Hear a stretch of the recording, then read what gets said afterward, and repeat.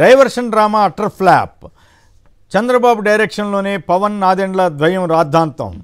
ప్రభుత్వ ఆధ్వర్యంలోని anchorage port నుంచే బియ్యం ఎగుమతున్న తీరు, వీటి మీద సాక్షి కథనాన్ని ఇచ్చింది. ప్రముఖంగా సజ్జల భార్గవరెడ్డి డ్రైవర్కు పోలీసుల చిత్రహింసలు, జనసేన కార్యకర్త చేతిలో ప్రజల వ్యక్తిగత సమాచారం, వైసీపీ అధికార ప్రతినిధి పుత్తా శివశంకర్ ఆరోపణ. బాధితుడినే నిందితుడిగా మార్చారు,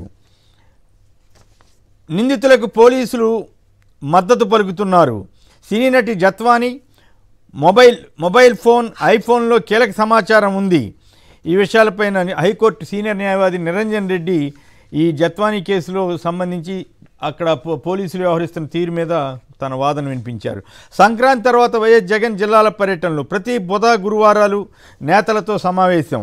ప్రీమియం చెల్లించకపోతే పంటల బీమాకు అనర్హులు, రైతులకు వ్యవసాయ శాఖ స్పెషల్ సెక్రటరీ రాజశేఖర్ స్పష్టీకరణ. ప్రజారోగ్యంపై పగ, డయాలసిస్ బాధితులకు 108లో ఉచిత ప్రయాణానికి ప్రభుత్వం మంగళం పలికింది. పలాస ఈ ప్రాంతాల్లో ఉచిత డయాలిసిస్ చేస్తుంటారు కదా, దాని మీద నేడు ప్రజా సమస్యల ఎజెండాగా నేడు వైసీపీ కీలక సమావేశం.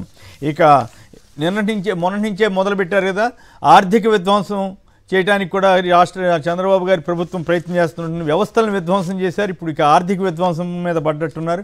కాకినాడ సీపోర్టుకు సంబంధించి 2-3 రోజుల నుంచే కేసులు పెడతారని ప్రచారం చేశారు. ఆ ప్రకారమే కేసులు పెట్టారు. విశేషం ఏంటంటే మరి ఆయనతో బలవంతంగా చేయించారా, ఏం చేయించారో తెలియదు, కానీ కేవీ రావు సంస్థలు ఆయనతో ఫిర్యాదు చేయించారంట. వెంటనే దాంట్లో ఈనాడు, ఆంధ్రజ్యోతి, ఎల్లో మీడియా ఉంది కదా, కుట్రదారు జగనే అని ఒకళ్ళు బెదిరించి భయపెట్టి కొట్టేశారని ఈ రకంగా వీళ్ళు ఆయన్ని బెదిరించి ఇప్పుడు కేసు పెట్టించారా ఏం కాదో మనకు తెలియదు, కానీ సిఐడి రెడీగా ఉంది.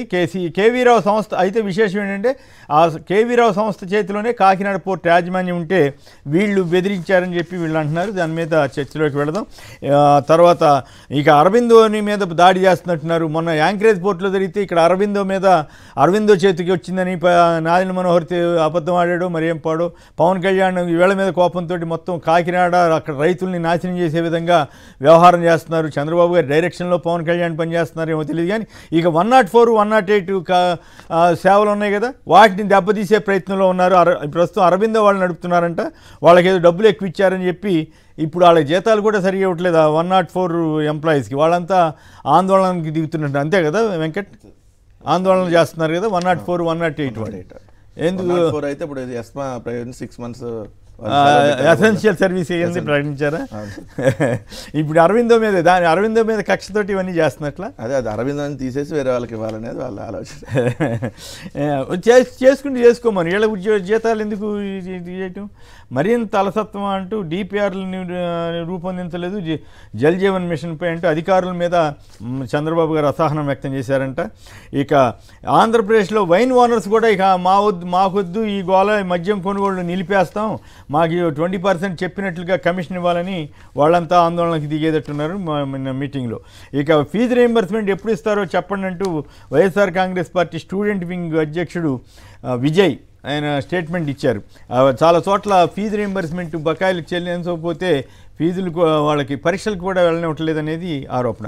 ఇంకో ఇంట్రెస్టింగ్ వార్త ఏంటంటే మహారాష్ట్ర సోలాపూర్ జిల్లాలో మల్షీరాస్ తహసీల్ అనేటువంటి గ్రామంలో మర్కర్వాడి అనే గ్రామంలో 19 ఓట్లతో 1900 ఓట్లు ఉన్నాయి.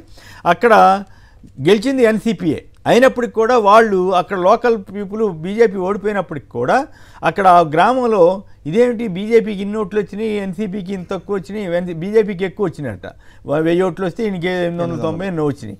వస్తే వాళ్ళు ఇదేదో ఈవీఎంల మోసం జరిగిందని చెప్పి వాళ్ళు అనుకుని వాళ్ళు ఊళ్ళో మాక్ పోలింగ్కి వెళ్ళారండి. మాక్ పోలింగ్కి వెళ్తే ఏమొచ్చిన నష్టం, పోలీసులు వెళ్ళి కర్ఫ్యూ పెట్టేశారంట ఏకంగా. సో ఇవన్నీ కూడా ఎన్నికల సంఘం తీరు మీద అనుమానాలకి తావిస్తోంది.